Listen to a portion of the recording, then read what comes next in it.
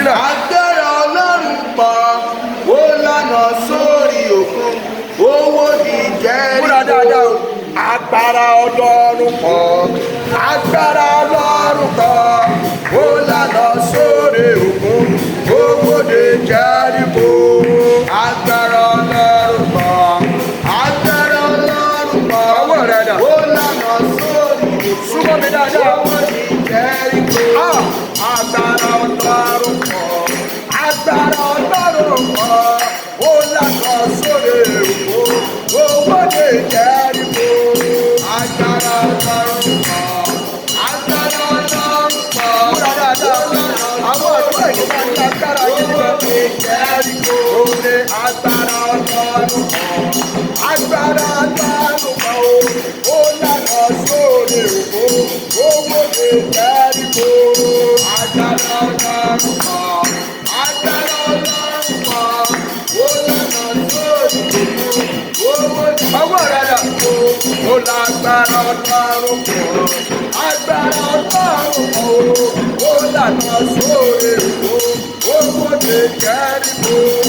Agbára Ọlọ́run pọ̀, agbára Ọlọ́run pọ̀, ó lànà sórí òkun, owó di Jẹ́ríkò. Ó ní agbára Ọlọ́run pọ̀, agbára Ọlọ́run pọ̀, ó lọ́nà sórí òkun, owó lè Jẹ́ríkò. Agbára Ọlọ́run pọ̀, Múra dáadáa. agbára Ọlọ́run pọ̀, ó lànà sórí òkun, owó di Ọwọ́ rẹ̀ rẹ̀. Dájúdájú ní ògo mi ìwé tí ó rẹ̀. Dájúdájú ní ògo mi ìwé tí ó rẹ̀. Dájúdájú ní ògo mi ìwé tí ó rẹ̀. Ọ̀nà ọ̀nà àlékàkọ́ mi ògo mi ìwé tí ó rẹ̀.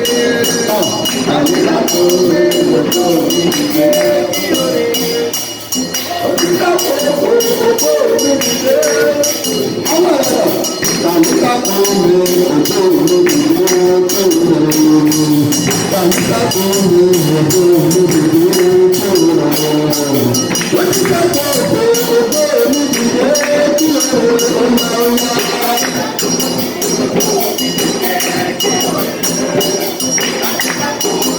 Ètí wọn pàdúrà fún mi lè dé bó ṣe máa rẹ̀. Wọ́n pàtẹ́wọ̀ rẹ̀ bí ẹjọ́ ní kí wọ́n lè máa bá bí ẹ̀jẹ̀. Àlékà tó ń gbé òkè òfin dìde kí o rẹ̀. Àlékà tó ń gbé òkè òfin dìde kí o rẹ̀. Lọ́sí kẹ́kọ̀ọ́ gbé òkè òfin dìde kí o rẹ̀ yá. Àlékà tó ń gbé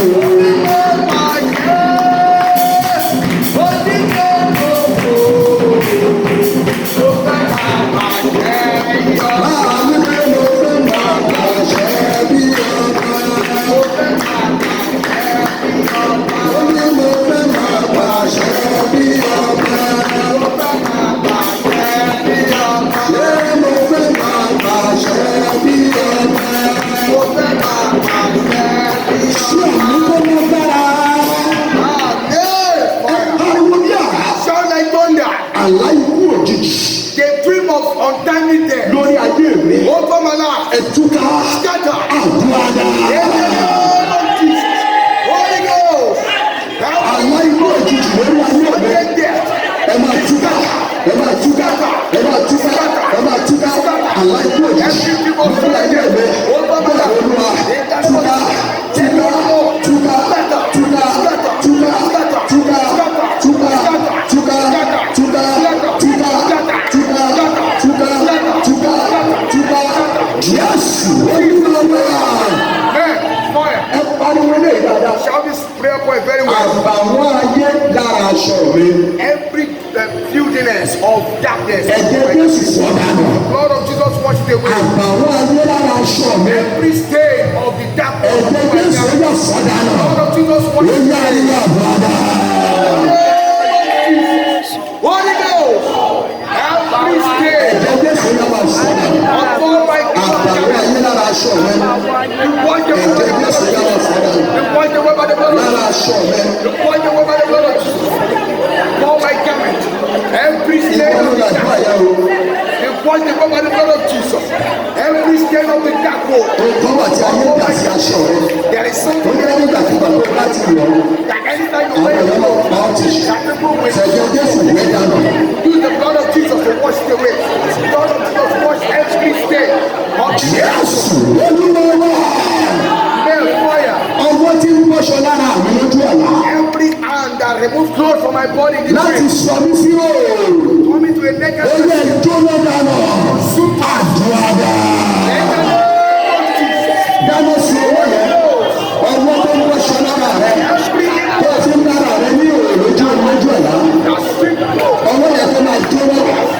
Àṣà tó jóná. Ẹ máa jóná. Ẹ máa jóná. Ẹ máa jóná. Ẹ̀yin ọwọ́ abọ́ni sí òòrùn. Lójú ọ̀la lójú ọ̀la. Lórí ayé ẹ̀mí pẹ̀lú ọ̀tọ̀ náà. Lórí ìjọ ẹ máa jóná. Ẹ máa jóná. Ẹ máa jóná. Ẹ̀yin ọwọ́ abọ́ni ti mí. Ẹ̀yin ọwọ́ àti mi sínú gbèsè. Gbogbo ẹ̀yin ọwọ́ abọ́ni sí òòrùn. Lórí ẹ máa jóná. Ẹ̀yin ọwọ́ tí ń pàṣẹ nípa ọ̀nà. Lórí ẹ máa jóná. Ẹ̀yin ọwọ́ tí ń gbà lórí ìlú rẹ̀. Lórí ẹ máa jóná. Ẹ máa jóná. Ọ̀pọ̀ ẹgbẹ́ ṣáájú olúwa. Ó sì tún àwọn ọ̀ká rẹ̀. Ìyàgbọ́ ẹ máa jóná. Ẹ máa jóná. Ẹ máa jóná. Jésù olúwa wá.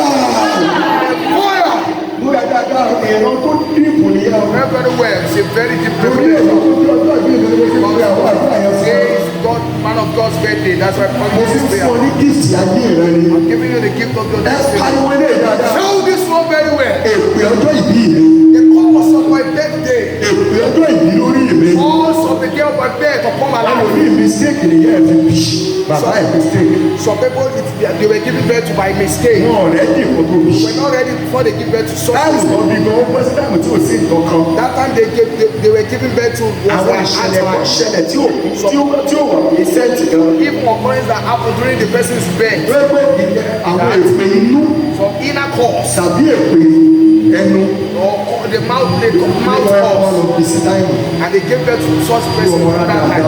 Now what kind of nonsense child Wọ́n is gbà wá lẹ́nu this? jàre. Lord, please don't hit my Èpè mouth. yẹn dẹ̀ ti mú lẹ́nu. And that Ẹ causes pariwo Shout! èpè ọjọ́ ìbí. Cause of the day of my birth. Lórí ayé mi. Upon my life. Ó yẹ ìpè láàárọ̀ yẹn. And Lord, let them all Àdúrà. Gbàdúrà yẹn. Ẹ máa dèrò. Èpè ọjọ́ ìbí cause of lórí the mi. day of my birth. Ẹ máa dèrò. Èpè ọjọ́ ìbí lórí ayé mi. Ẹ máa dèrò. Ẹ máa dèrò. Ẹ máa dèrò. Ẹ máa dèrò. Èpè ọjọ́ ìbí lórí mi. Ó yá dèrò. Ó yá dèrò. Ó yá dèrò. Èpè ọjọ́ ìbí lórí mi. Lórí ìjọ. Lórí ọmọ. Lórí aya. Ẹ máa dèrò. Ẹ máa dèrò. Ẹ máa dèrò. Ẹ máa dèrò. Ẹ máa dèrò. Jésù Olúwa wá. Fire. Olúwa tó wà bí. All said that there are some Tó people jẹ́ there pé àwọn èèyàn kan ń jogún wọn láì nítumọ̀. there are people that are just envying them without any Ẹ reason. pariwo Shout. ọ̀sán owú jíjẹ lára mi. Every arrow of jealousy, Ọ̀sán owú every arrow of tí envy, agbègbè àti àyíká of the environmental surroundings. jáde lára mi. Come out of my Ó body. yà àdúrà dá. Holy Ghost. Lè jáde, lè jáde, lè jáde. Ọ̀sán owú In my tí body. agbègbè àti àyíká jáde lára mi. Jáde, jáde, jáde, jáde, jáde,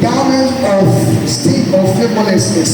Aṣọ òórùn èrè ojú rere. The garment of the stain of disfavour. Nínú bọ́lá mi. The fire of God consume it away from my body. Jẹ́ kó dàwátì lára mi. Let them be found wanting. Ó jẹ́ àdúrà.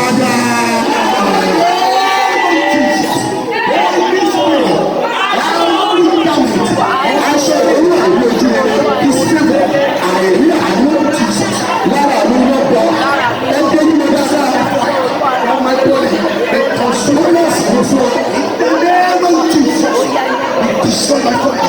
They consume my fire. Every garment of the stain of disfavour in my body, on my body, they destroy my fire. They consume my fire. In the name of Jesus, they consume my fire. They consume my fire. They consume my fire.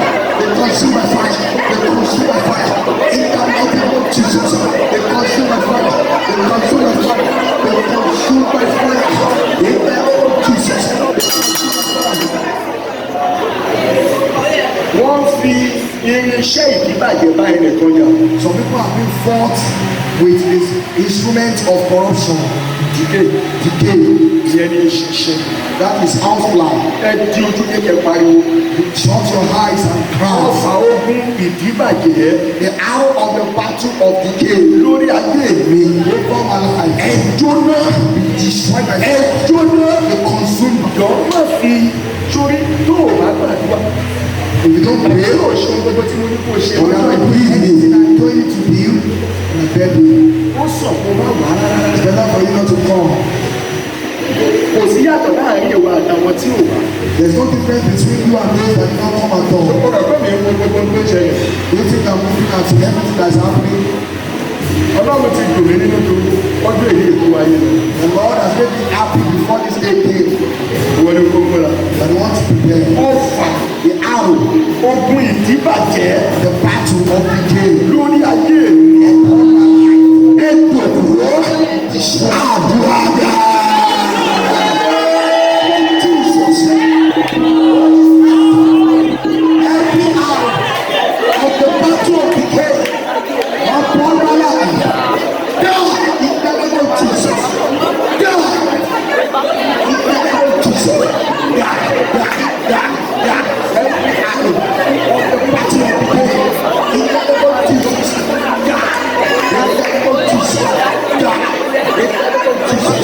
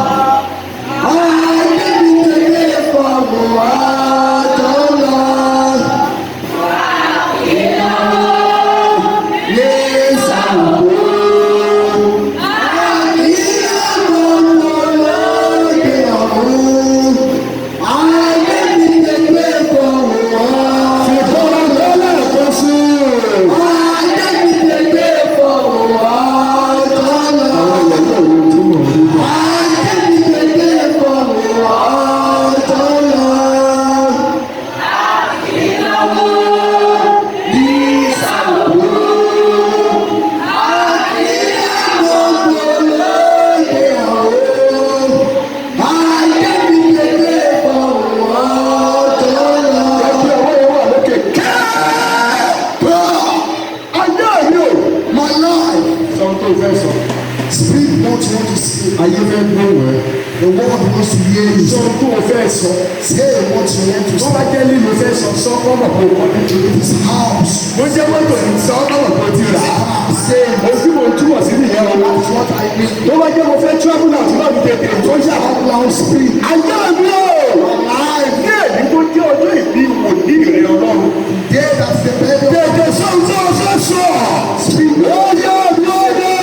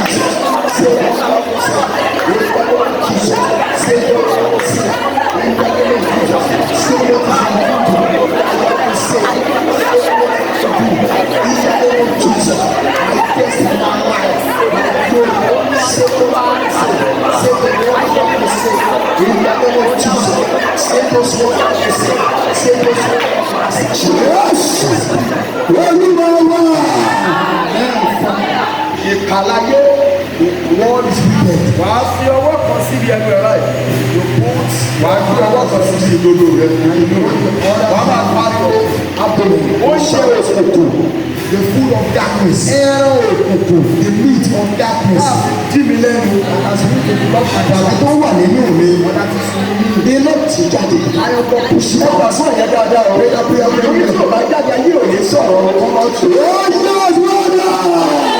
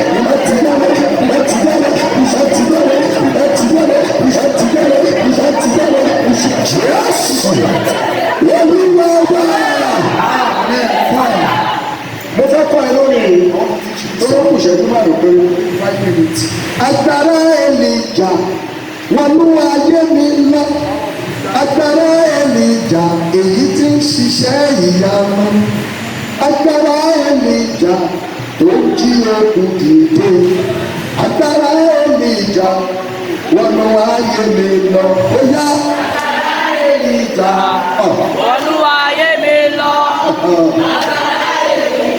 èyí tí ń ṣiṣẹ́ ìyanu agbára tó jí òkú dìde tó jí òkú dìde wọnú ayé mi lọ wọnú ayé mi lọ ọ̀tẹ̀lé mi agbára Èlíjà wọnú ayé mi lọ sọ bẹ́ẹ̀. agbára Èlíjà wọnú ayé mi lọ agbára Èlíjà èyí tí ń ṣiṣẹ́ ìyanu ọ̀yà. agbára Èlíjà èyí tí ń ṣiṣẹ́ ìyanu.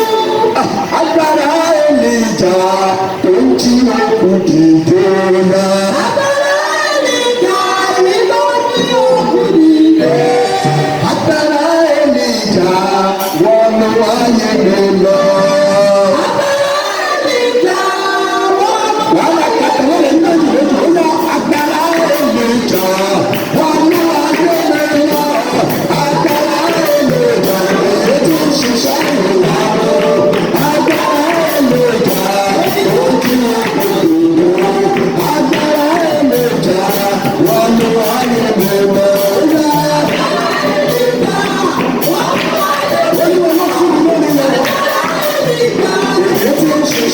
Agbára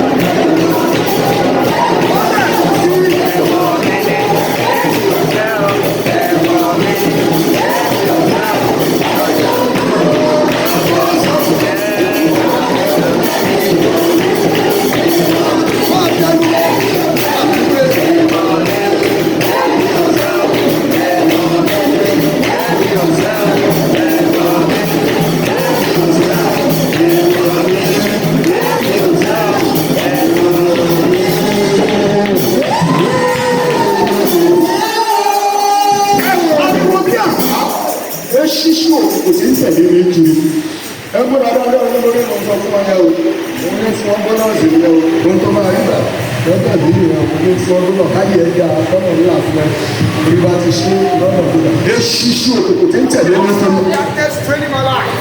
ìjì náà One wind of fire. wọ́n yá gbé mi láàyè. Swallow him up alive. àbúrò àdá.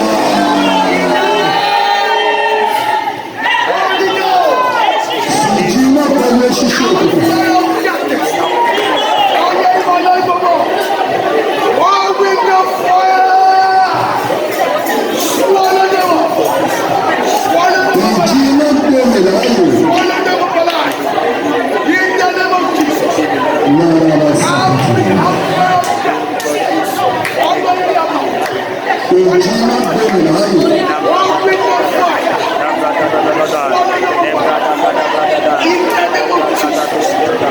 Swallow them up alive. In the name of Jesus. ẹ ṣe àwọn mẹ́ta tó ní agbára kan rí bẹ́ẹ̀.